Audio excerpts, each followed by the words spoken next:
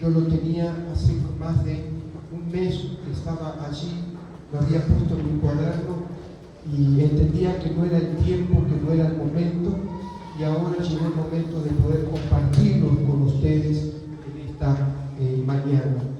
Usted, si quiere llevarse los apuntes, después de pasar en casa, yo sé que está, y usted lo ve por nuestro canal de YouTube, si usted no está suscrito, se puede suscribir, que va a ser de mucha bendición y utilidad, pero si quiere sacarle una foto, quiere llevarlo para casa, lo puede hacer tranquilamente.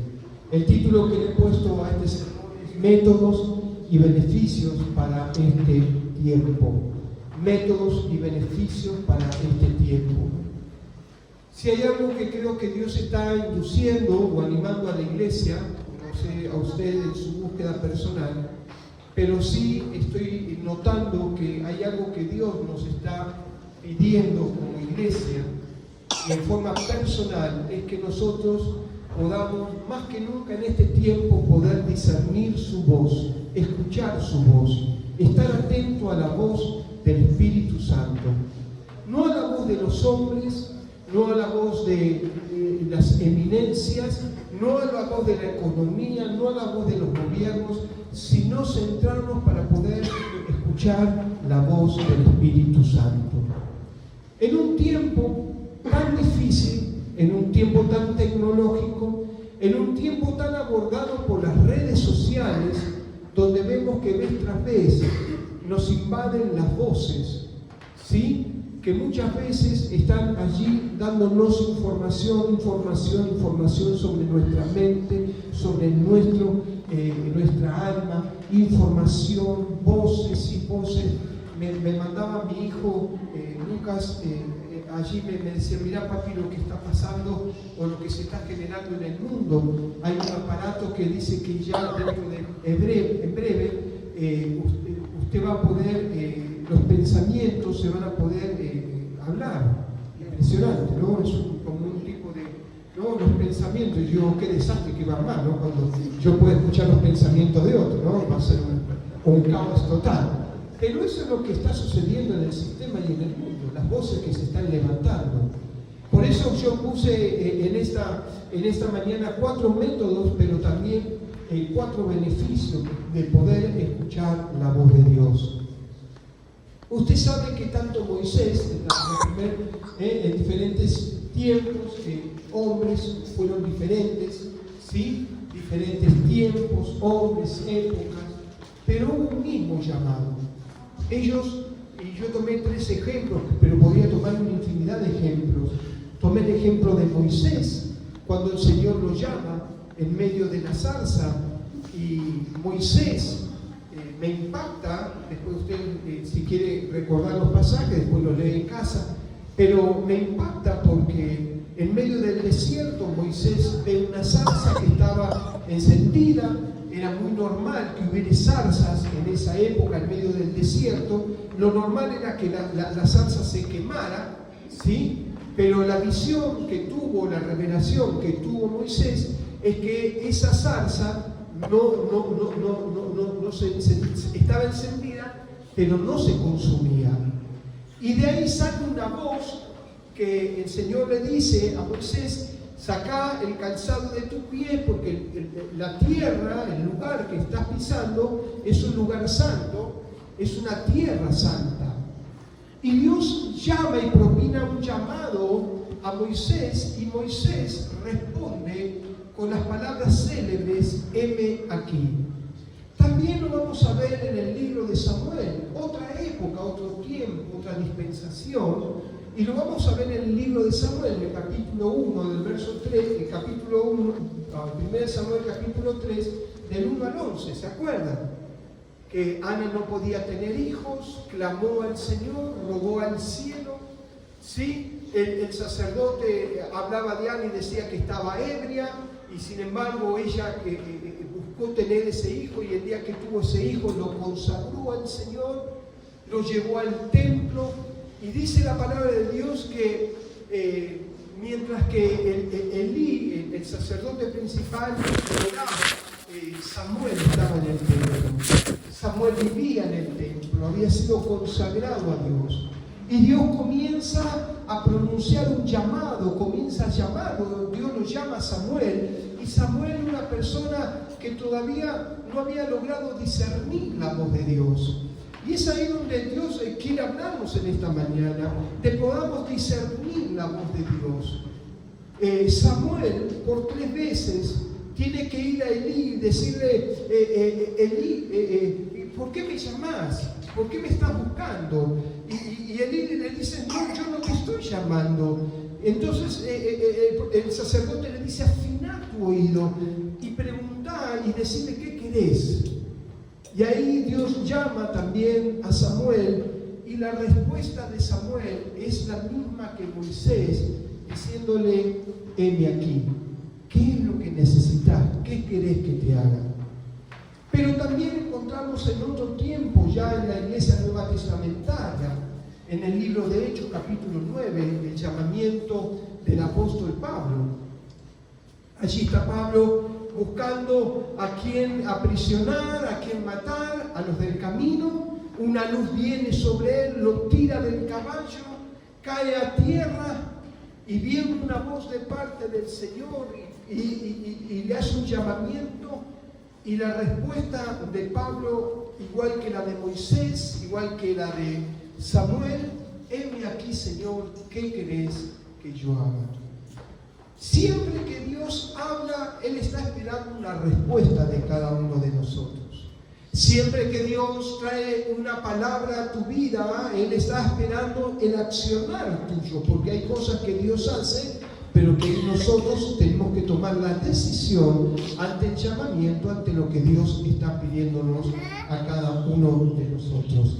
Es por eso que quiero en esta mañana hablarles que estamos llamados, o estos llamados nos enseñan que debemos poseer 4 formas o métodos para oír su voz y aceptar su llamado. Lo primero, con respecto a las formas, es que tenemos que tener disposición. Diga conmigo, tengo que tener disposición. Uno nos preguntan, pastores, ¿cómo usted, a veces me preguntan, ¿cómo usted aprendió a escuchar la voz de Dios? Bueno, lo primero que hice al tener esa disposición de corazón, mi corazón estaba dispuesto a escucharlo, quería escucharlo, anhelaba escuchar la voz del Espíritu Santo. Él comenzó, yo recuerdo los inicios tan hermosos, tan bendecidos, porque tomaba la palabra de Dios, agarraba la Biblia, la abría y Dios me hablaba. Era algo increíble. Yo digo, ¿cómo puede ser que esta Biblia que está escrita pueda entender y pueda decirme la necesidad que yo estoy teniendo? No lo podía entender. Eran mis inicios. Dios me hablaba. Pero yo tenía esa disposición, tenía ese hambre, esas ganas, ese anhelo. Yo le decía, llegaba al trabajo y le decía al Señor, Señor, dame una palabra. ¿Se acuerda de esto? ¿Cuántos se acuerdan? Que alguna vez le dijimos al Señor, Señor, yo quiero una palabra. Señor, yo necesito una palabra para comenzar el día. ¿Alguien se acuerda de esto? ¿Sí o no? Pero ya hemos crecido, ¿viste? Ya manejamos la situación. Y ahora ya arrancamos con el mate, pero no arrancamos con la palabra. El mate se ha hecho algo indispensable para nuestro desayuno. Y la palabra la hemos corrido y la hemos dejado de costado. Tenemos que retornar a la palabra. Tenemos que volver a tener esa disposición para poder escuchar la voz de Dios. Amén. Alguien dijo, ¿querés escuchar la voz de Dios? Lee la palabra en voz alta. La segunda forma es que tenemos que tener una búsqueda permanente y continua de la presencia de Dios. Búsqueda continua y permanente. Yo, mi esposa, la busco todos los días. ¿Dónde estás, mami? ¿Qué estás haciendo, mami? A veces me ha dicho tanto, acá estoy. No tenemos tantas habitaciones como para que se me pierdan, ¿no? Pero anhelo, cuando se ejecuta el silencio dentro de la casa, viste que no prendemos el televisor y hay silencio, o se me fue, y es ahí donde yo le digo, ¿dónde estás, mami? ¿sí? Porque tengo esa búsqueda permanente, esa comunión de estar juntos, de compartir. ¿Cuánto más tenemos que nosotros fomentar, hermanos queridos y hermanas queridas, la búsqueda permanente y continua de la presencia de Dios? No te conformes con vivir lo que estás viviendo en este lugar, porque estos son soslayos, son chispas, lo que hemos vivido hace un instante. Esto es muy pequeño con lo que Dios tiene preparado para nuestras vidas. Esto es muy pequeño con lo que Dios quiere hacer en tu casa. Y esto es indispensable porque hay un hombre que un día le llevaron la presencia de Dios a su casa, ¿se acuerdan? ¿Sí? Había uno que quiso tener la presencia de Dios y Dios dijo: a mí no me sostiene nadie, yo me sostengo solo. ¿Sí? Y lo echó en tierra, lo mató, lo fulminó, y entonces vino el temor. ¿Y qué hicieron? Agarraron el arca del pacto y la llevaron a la casa de un hombre llamado Obed-Edom, un adorador, una persona que adoraba al Señor, una persona que ministraba al Señor, una persona que conocía la presencia de Dios, la esencia de lo que significaba el arca del pacto. No era un mobiliario, no era un mueble de acacia, no era ni siquiera una estructura, sino que él sabía y reconocía que eso significaba la presencia de Dios. Y eso es lo que nosotros tenemos que retomar, hermanos, para poder escuchar la voz de Dios. Entender que yo debo llevar el arca del pacto a mi casa, que yo debo llevar la presencia de Dios a mi casa, que yo debo llevar la presencia de Dios a mi hogar. Que mi hogar, porque cuando Obed-Edom llevó la presencia de Dios a su casa, todo lo cambió, todo lo transformó. Y yo, viste que a mí me gusta a veces divagar en la cabeza, y digo: ¿dónde habrá puesto Obed-Edom el arca del pacto? ¿Dónde lo habrá puesto? Y yo creo que algunos de nosotros lo habrá dicho: bueno, está linda, pero no combina con los colores de la casa, así que llévala al cuartito del fondo. Otro habrá dicho: en donde la cocina, y no, mira, la cocina no, porque es media grandota y no coincide. Otro habrá dicho: y en la habitación principal, donde está Obed-Edom y su esposa, es un lugar ideal, porque hay intimidad, está todo. Pero yo creo, y usted me permite, que Dios la colocó en el living. Mirá, a mí qué loco, ¿no? Hay tantos lugares donde pudo haber puesto el arca del pacto, pero para mí la puso en el living, para llamar la atención, para decirnos, antes que el televisor está mi presencia. Porque viste que la mayoría de las casas, no sé si a usted le pasa, pero en el living, ¿qué está? ¿Sí o no? No está el arca del pacto, ¿qué está? A nadie se quiere mandar al frente, ¿eh? ¿Sí o no? ¿Qué está? El televisor. ¿Sí o no? Más grande, más chico, redondo, cuadrado, pero ahí él está. Yo creo que Obed-Edom dijo: no, esto no puede ser más así. El arca del pacto tiene que estar primero. Y yo creo que en el living, yo no sé si a usted le pasa, pero cada vez que usted va para la cocina pasa por el living, cada vez que usted va para el baño pasa por el living, cada vez que usted va para una habitación pasa por el living. El Señor la puso en el centro para que la presencia de Dios estuviera en el centro de nuestras vidas y de nuestras casas. Si es para Jesús, den un fuerte aplauso. Aleluya. Tenemos que tener una búsqueda permanente y continua de la presencia de Dios. Ninguno de ellos se conformó con el llamado. Decir al que tenés a tu lado: no te conformes con saber que Dios te llamó. Hay muchos que saben que Dios los llamó y hacen la plancha. El llamado debe estar acompañado con la acción, con la actividad. El llamado no es para que usted lo ponga en un cuadrito y diga: Dios un día me llamó, o hace 20 años o 30 años el Señor me llamó. Sino que el llamado de parte de Dios, tanto Moisés como Samuel, como Pablo, hermanos, ellos no se contentaron diciendo: tengo un diploma internacional donde Jesús me llamó. No, hermano. Ellos sabían que había un Dios que les había llamado, pero ahora ellos tenían que activar el servicio a ese llamado. Formas de cómo hacer para escuchar la voz de Dios. Lo tercero que estuve viendo es conocer la palabra de Dios. ¿Cuántos conocen la palabra de Dios? No me levante la mano porque voy a hacer una pregunta. Pero tenemos que conocer la palabra de Dios.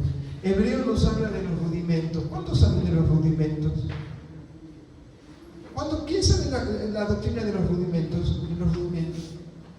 Ahí escrito en el libro de Hebreo, cuando habla de rudimentos, está hablando de la ABC. ¿Cuántos sabemos de eso? Y Pablo, para mí Pablo, ¿no? Hay otros escritores que dicen que Hebreo lo escribió otro. Para mí, por la pluma y la forma, es Pablo, ¿no? Para mí. Y Pablo le dice los rudimentos, las pequeñas, el ABC. Tenemos que tener conocimiento de parte de Dios. Si yo no conozco a Dios, no conozco su palabra, hermanos, no sé a quién estoy adorando. ¿Cuántos van entendiendo esto? Si yo no conozco a quién realmente, hermanos, tengo conocimiento de la persona en la cual yo estoy derramando mi corazón, no puedo adorarlo. Estoy ejerciendo una religión, una emoción. Yo tengo que conocer, tengo que tener conocimiento de mi Dios. Por eso en el Salmo 119, 105 nos dice lo siguiente: lámpara es a mis pies tu palabra y lumbrera a mi camino. Tu palabra es la que me guía, tu palabra es la que me direcciona, tu palabra es la que me orienta, tu palabra es la que me lleva a ser conocerte. Dice en el libro de Amós que por falta de conocimiento el pueblo perece. Hay otra versión que dice el pueblo enloquece. Terrible esto. Y usted sabe cómo actúa una persona que está desquiciada, está fatua o loca. ¿Sí? Es una persona que va, viene, no tiene sentido, corre para un lado y para el otro, no tiene orientación. Mas la palabra de parte de Dios dice que lámpara es a mi pie tu palabra y lumbrera mi camino. La palabra me guía, me direcciona. Por eso es necesario, hermanos, tener conocimiento de la palabra de Dios. Lo cuarto, dice que es poseer temor a Dios. Y no temor de cuicui, sino temor reverente, temor al Señor. El temor que hace que mi vida sea cambiada y transformada y que entienda que cuando yo peco lo estoy ofendiendo a Él. Que cuando hago las cosas que están mal lo estoy ofendiendo. Ese temor no hacia Dios, sino a todo aquello que puede ofenderlo a Él. Porque el verdadero amor, dice la Escritura, que echa fuera todo el temor. Estoy hablando de un temor reverente. En el libro de Proverbios capítulo 1, verso 7, la primera parte nos dice lo siguiente: el principio de la sabiduría es el temor a Jehová. El principio, la pastora hace poquito nos habló sobre la sabiduría. No la sabiduría de los hombres, no la sabiduría terrenal, la sabiduría que proviene del Espíritu. Amén. Estos son los cuatro métodos para poder oír y escuchar la voz de Dios. Pero también en esta mañana, en forma rapidito, vamos a ver cuáles son los beneficios de escuchar la voz de Dios. Veamos sus beneficios. Punto 1. El temor de Dios trae beneficios a mi vida y a mi familia. Cuando tenemos una familia que es temerosa de parte de Dios, Dios trae bendición. ¿Cuántos quieren esta bendición? Dame por favor el libro de Éxodo capítulo 1 verso 15. Dice: y habló el rey de Egipto a las parteras. ¿Se acuerdan? A las parteras, dice las hebreas, una de las cuales se llamaba Cifra y la otra era Fúa, y les dijo lo siguiente: cuando asistas a las hebreas en sus partos y veáis el sexo, si es hijo, matadlo, y si es hija, entonces que viva. Pero las parteras, ¿qué cosa? Tuvieron temor de Dios. ¿Las parteras qué? hicieron como les mandó el rey de Egipto, sino que perseveraron la vida de los niños. Ahora dame el verso 20 y 21. Dice, y Dios hizo bien ¿a quién? ¿Qué habían hecho las parteras? Tuvieron temor de Dios, obedecieron a Dios. Entonces, y Dios hizo bien a las parteras, y el pueblo se multiplicó y se fortaleció en gran manera. Verso 21, y por haber las parteras, ¿qué cosa? ¿Qué pasó? ¿Qué pasó? Dios se olvidó, dijo, estas no me tienen temor. ¿Qué dice el Señor? Dice que el Señor bendijo las familias de las parteras. Amén. El temor, hermano, bendice. Nuestro temor reverente a Dios bendice nuestro hogar y bendice nuestras familias. Amén.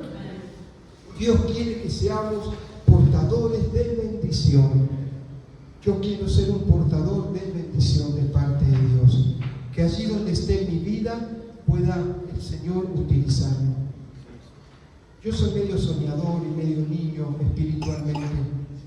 Pero ¿sabes cuántas veces me hubiese gustado? Hay historias que te cuentan de hombres de Dios, ¿no? Dicen que en un momento cuando Benny Hinn iba al supermercado, el dueño del supermercado llegó un día y le dijo que no fuera más al supermercado, porque le generaba un gran caos. Porque dice que cuando él caminaba por el supermercado y comenzaba a elegir las cosas para su mantención, para su alimento, dice que la gente que pasaba alrededor de él comenzaban a caer. Caían bajo la unción del poder del Espíritu Santo. Yo quiero eso para mi vida. Wow. ¿Será mucho pedir? Si Dios lo hizo con un hombre, ¿por qué Dios no lo puede hacer con una mujer u otro hombre? ¿Por qué Dios no lo puede hacer con los jóvenes? ¿Por qué Dios no lo puede hacer con un niño? Yo lo anhelo y lo deseo, porque no es el poder del hombre, sino que es el poder de Dios sobre la vida de un hombre. Si usted lo cree, den un fuerte aplauso al Señor. Díganme conmigo, yo quiero eso. Yo lo quiero.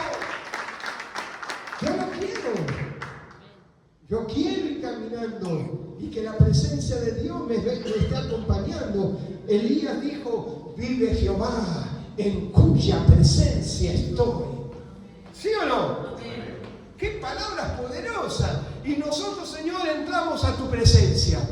Y yo una vez le dije al Espíritu Santo, Señor, si entramos, porque muchas veces salimos. ¿Sí o no?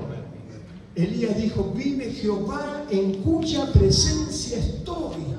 Tenemos que vivir en la presencia de Dios. No entrar y salir, que es lo que comúnmente hacemos como individuos, sino que tenemos que permanecer en la presencia del Señor. Punto 2, somos transformados. Diga conmigo, somos transformados. Cuando oímos la voz de Dios, somos transformados. No somos iguales, somos distintos. Él nos lleva de gloria en gloria. El Espíritu Santo no es un espíritu que está estacionado, que está inactivo, sino que el Espíritu de Dios es un espíritu activo. Lo que vio Ezequiel, esas ruedas que estaban continuamente en movimiento. El Espíritu Santo no duerme la siesta. El Espíritu Santo está continuamente activando y activando y activando y activando. El Espíritu Santo está continuamente hablando a su pueblo, a la iglesia. El tema que tenemos que nosotros escuchar su voz. Tenemos que estar atentos. Dice que somos transformados de gloria en gloria. Segunda de Corintios capítulo 3 versos 17 y 18 nos dice lo siguiente: porque el Señor es el Espíritu. ¿Qué es el Señor? El Espíritu. Es el Espíritu. Y fíjese usted, Espíritu con mayúscula. ¿Y dónde está el Espíritu del Señor? ¿Qué hay? Hay libertad. ¿Dónde está el Espíritu del Señor? Allí hay libertad. Verso 18. Por tanto nosotros, ¿sí? Porque tenemos esa libertad, por tanto nosotros todos mirando a cara descubierta. Ya no tenemos un velo. El velo ya cayó. Ahora la revelación de Cristo vino a nuestras vidas. Ahora le podemos ver cara a cara. Ahora podemos ministrarle a Él. No necesitamos matar una gallina, no necesitamos correr para un lado y para el otro, no tenemos que hacer grandes caminatas, solamente la disposición de nuestro corazón. Por tanto, nosotros todos mirando a cara descubierta como en un espejo. ¿Sabe cuál es el espejo más bonito? ¿Cuál es? El que nos vemos mejor. No, ¿sí o no?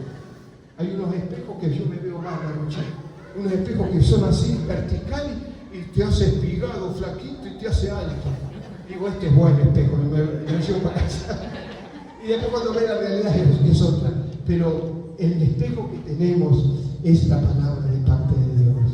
Antes estaba el lavacro, ¿se acuerdan? El lavacro usted entraba al lugar santo y se limpiaba, se santificaba. El lavacro dice que era de bronce, golpeado con un martillo, y eran como pequeños espejitos.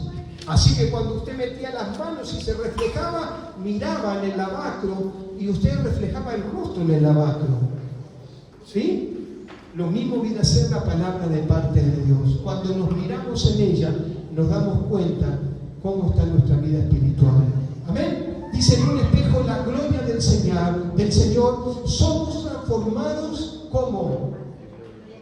¿Cómo? De gloria en gloria, en la misma imagen como por el Espíritu del Señor. Entonces el punto 2 tiene que ver que somos transformados.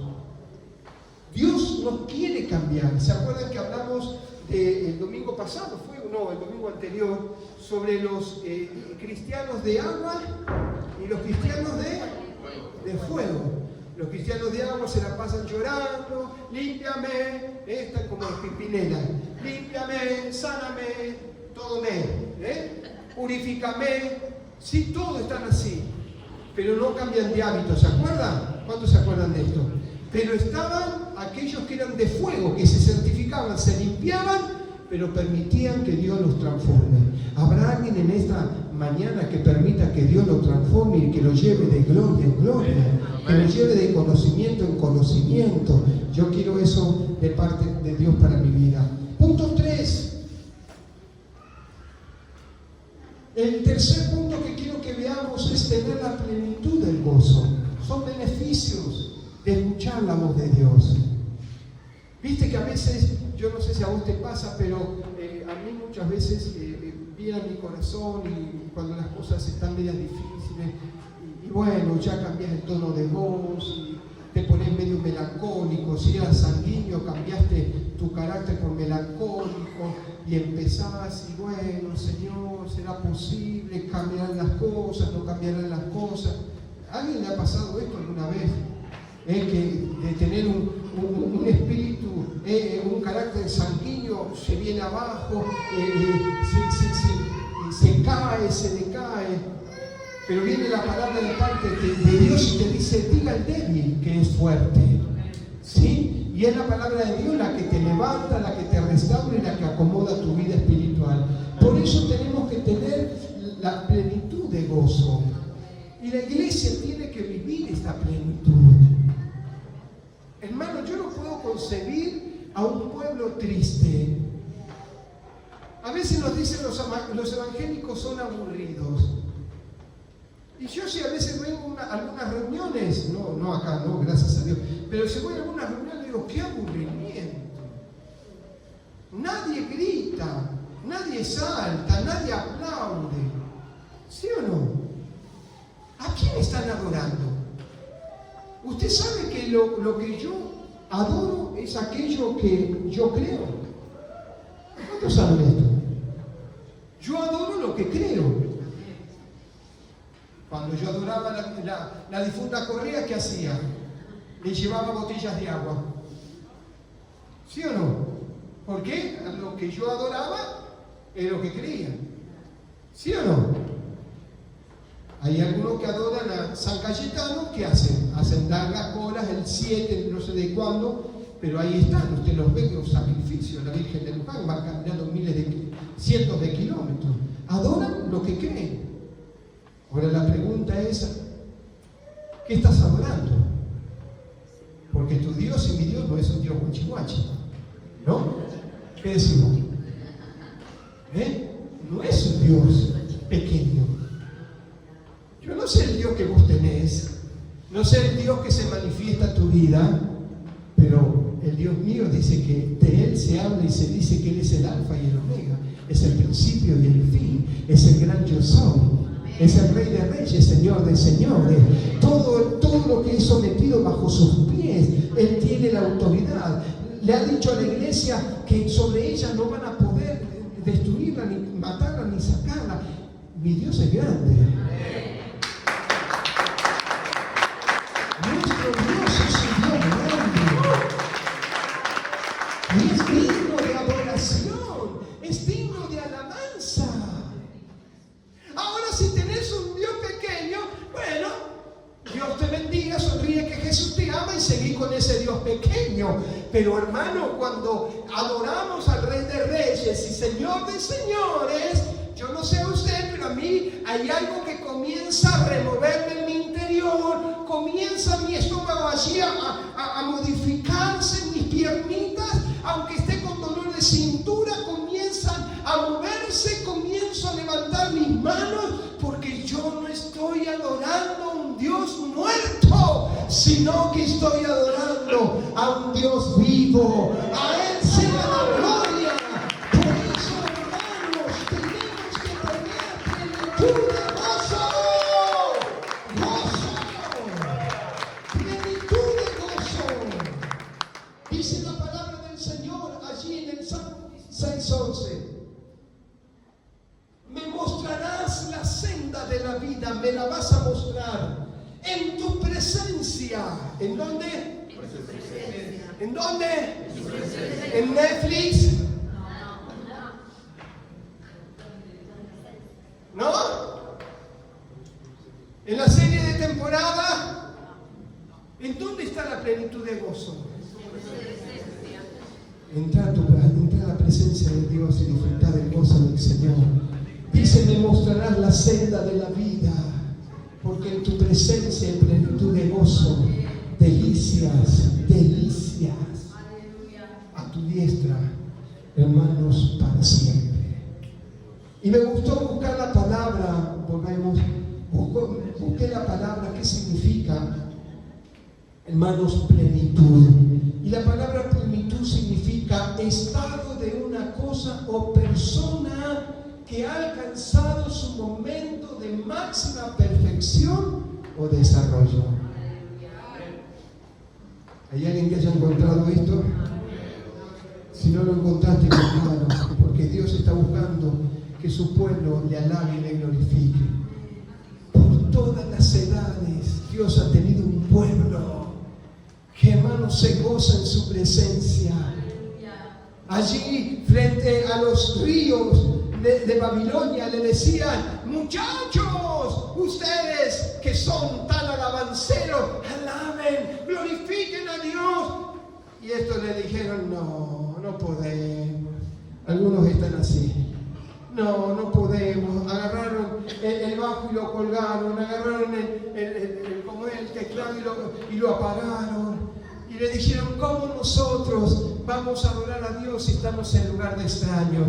Yo quiero ministrarte de parte de Dios, que en la presencia de Dios no hay lugar para un lugar extraño. En la presencia de Dios hay gozo, hay regocijo, hay alegría, hay satisfacción, porque no adoramos a dioses de madera, de yeso. No adoramos a Dios el cual el hombre, dice Isaías, que tomó entre sus manos una madera, lo talló, le puso manos, pero no alcanza, le puso pies, pero no llega, le puso ojos, pero no ven, le puso boca, pero no hablan. Tenemos un Dios que sigue activo para su querida y bendecida iglesia. Punto 4, para ir terminando. Beneficios. Vivir, hermanos, a través del poder de Dios. Vuelvo a reiterar las palabras del apóstol Pablo. Yo no vine a ustedes con demostración de palabras de vana sabiduría, sino de poder de Dios. Hay muchos que tienen conocimiento acá, pero nunca lo bajaron acá. Hay muchos que saben y tienen conocimiento acá, pero no lo practican y no lo viven. Hermanos, el cuarto punto nos anima a vivir a través del poder de Dios, de vivir en lo sobrenatural de Dios, de experimentar el Evangelio. Está escrito acá. ¿Alguien piensa que esta palabra miente? Si hay alguien que en esta mañana dice y cree que esta palabra miente, por favor, díganmelo en esta mañana. Porque esta palabra habla tanto de Abraham, de Isaac, de Moisés, de Jacob. Habla de tantos hombres de Dios que demostraron que el Dios que ellos sirven no es un Dios cualquiera. ¿Se acuerdan del profeta Elías? ¿Cuántos se acuerdan del profeta Elías? El pueblo dudaba en dos corazones. ¿Hasta cuándo van a dubitar en su corazón? ¿O van a seguir a Baal o al Dios verdadero? Y Elías no se puso, hermano, y le dio un consejo de escuela bíblica, sino que lo que hizo es marcar la demostración del poder de Dios. Es bueno conocer la palabra, es espectacular, pero tenemos que acompañarla con el poder de Dios, porque la palabra tiene poder. La palabra de Dios tiene poder, y el poder lo tiene usted en su boca. Amén. Mire lo que dice Éxodo capítulo 9, verso 16. Y en la verdad yo te he puesto para mostrar. Me gustaría que usted se lo diga a su compañero de banca. Marcela, el Señor te ha puesto para mostrar en ti su poder y para que su nombre sea anunciado en toda la tierra. Recibila. Dale, decíselo a tu hermano. Vamos, ministra a tu hermano con esta palabra. Esta palabra tiene poder, hermano. Y la verdad, el Señor te ha puesto para mostrar en ti mi poder. ¿Cuántos pueden ver esto? Esto es palabra de Dios, es promesa de Dios. No es palabra de un profeta, de un apóstol, no es palabra de alguien que vino de la estratosfera. Esto está escrito en la palabra de Dios, y esta palabra es una promesa para cada uno de nosotros. Yo, hermanos, cuando estaba armando este bosquejo, yo digo, Señor, yo quiero esta palabra para mi vida, porque acá encuentro un propósito eterno. Encuentro que me dice, yo la verdad te he puesto para mostrar en ti mi poder. Yo quiero mostrar en ti mi poder. Seguramente el Señor podría haber utilizado ángeles. Seguramente Dios podría haber utilizado la creación. Pero Dios quiso utilizar a los redimidos. El Señor te escogió a vos y me escogió a mí. Nada más ni nada menos para demostrar su poder. Y es ahí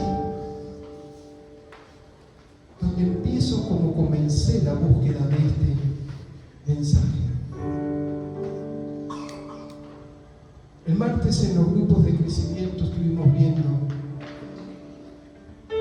que hay diferentes vasos, pero que Corintios nos dice que Dios escogió vasos de barro para que la excelencia sea de Él. ¿Alguien puede entender esto? ¿Alguien puede entender esto? Cuando usted tiene algo valioso, el estuche es muy importante. ¿Sí o no?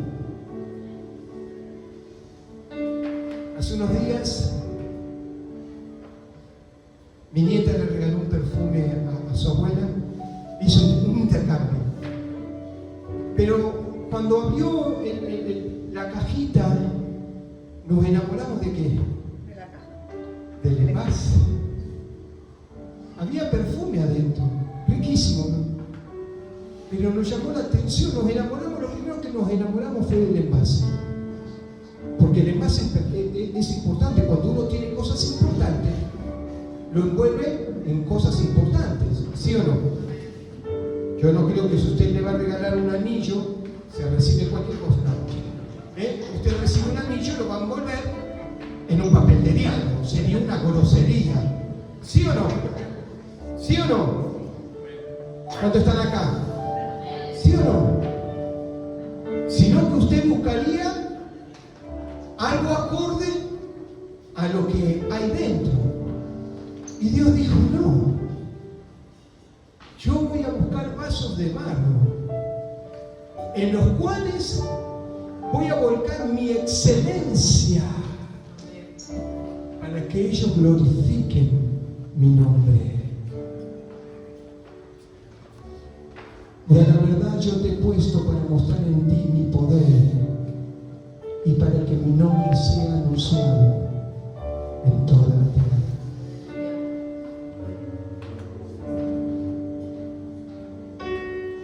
¿Me da 2 minutos más? Y nos vamos. ¿Qué tal está lloviendo fuera? Aunque parece que paró. Deme 2 minutitos más. Cuando yo recibí esto, me fui al libro de Jeremías, capítulo 32, verso 14. Anótelo, después léalo en casa, es fabuloso, ese pasaje está tremendo. Porque Dios le habla a Jeremías en la cárcel. Habían profetizado los profetas del rey y le dijeron: Rey, vamos a salir rápido de Babilonia, vamos a tener una gran victoria, todo nos va a ir bien. Y Jeremías, en contra.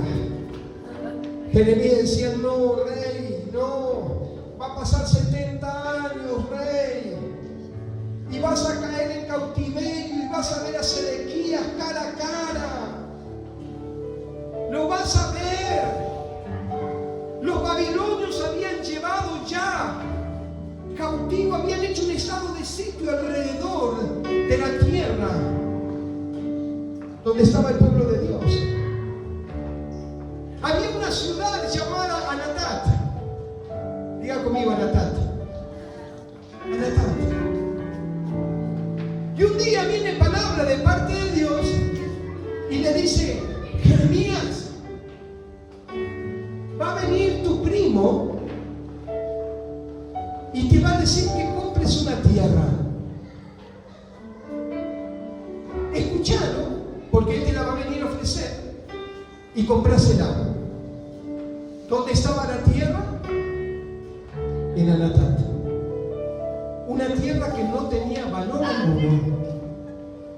Una tierra que no servía para nada porque ya estaba en manos de los babilonios. Una tierra que no iba a tener productividad, que no iba a tener desarrollo, porque ya había sido llevada cautiva. Cuando Dios habla, Dios cumple. ¿Cuántos saben esto? Dice que vino el primo y le dijo: tengo una noticia.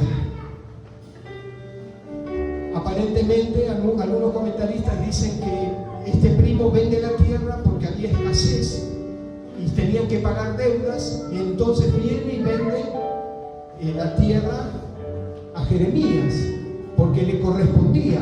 Las tierras antes correspondían por heredad, por herencia.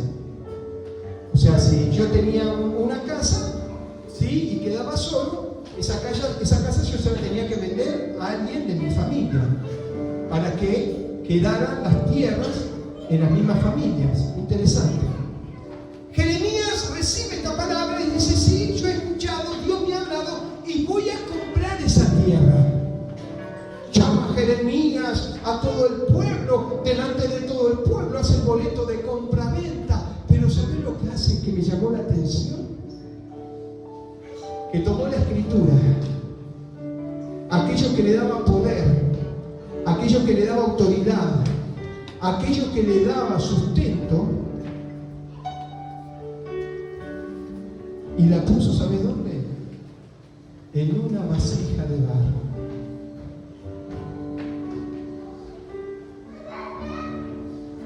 Agarró a Jeremías, tomó las vasijas y metió la escritura. Y dice que la guardó en un lugar secreto para que cuando vinieran las generaciones detrás de él supieran que cuando Dios habla, Dios cumple.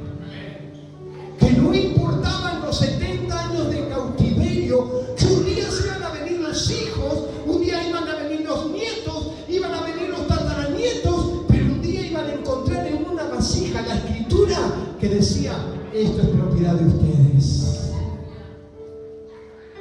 Yo quiero ministrarte en esta mañana que cuando Dios habla, Dios cumple. Que el Señor ha guardado en ti un testimonio de vida, no tan solo para las generaciones que están, sino para las generaciones que vienen. Porque quizás vos y yo vamos a pasar, pero Dios siempre va a tener una vasija escondida y guardada que serán nuestros hijos, serán nuestros nietos, serán nuestros tataranietos, diciéndoles a este mundo: las promesas siguen vigentes. Dios habla y Dios cumple.